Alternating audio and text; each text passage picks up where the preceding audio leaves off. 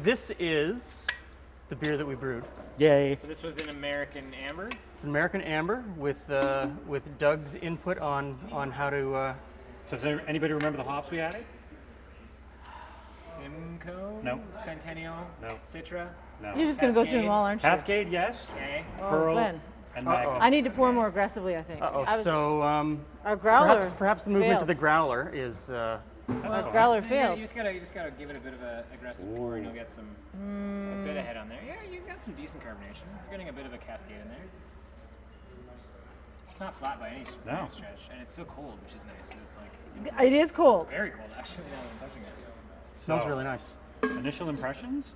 I like the smell. I like The the color, first off, is excellent. It's an amber beer. So I'm noticing a little bit of stuff floating in it, like very small amounts. I just saw like a few, but that's about it. So Make sure there's more bubbles. it might have been bubbles. Little bit of Filtration's haze? pretty good. Color is nice. I'm not getting a lot of that West Coast hop that I would have expected.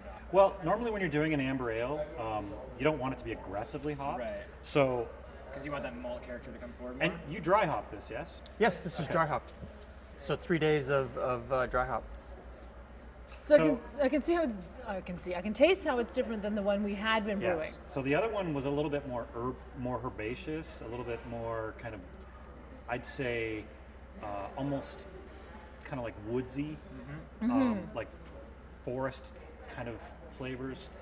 And this has got a little bit more of that citrus flavor, a little bit of a little pine. bit, yeah. I was gonna say it's like sweet, but sweet fruit, like not sweet bread.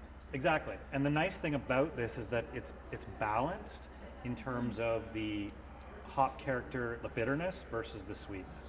So it's got a nice balance. Yeah. The one thing that I would say that it's a little lacking in his body. It needs a little bit more Yeah, I was body. gonna say it's a little thin. So that that means is what? a higher mash temperature. Higher mash temperature would get you a little bit more body. It's not, I wouldn't say that it's at all like too thin. I'd say it's just, No. I'd We're say all it could about benefit tweaking from the a little bit. recipe. Yeah.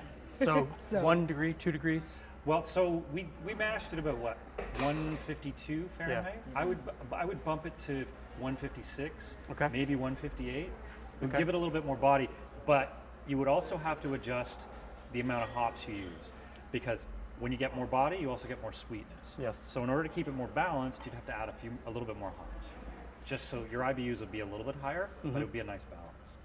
This is still this is a good house beer. Oh, I this was gonna say is this is a really nice table beer. infinitely drinkable. Cheers. Yeah. Nice job. Thank you very much for helping us. My pleasure. This is good, actually.